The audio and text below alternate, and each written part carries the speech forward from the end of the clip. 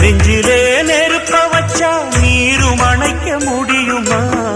கண்ணிலே முள்ளு தைச்சா இமயம் மூட முடியுமா? பாரத கதையும் கூட பழியில் முடிஞ்ச காவியந்தான். இருப்பதும் இறப்பதும் அந்த இயற்கையோட கையில, இருப்பதும் இறப்பதும் அந்த இயற்கையோட கையில. நான் மறைஞ்ச பின்னும் நிலைப்பது என் உயிர் எழுதும் கதையில.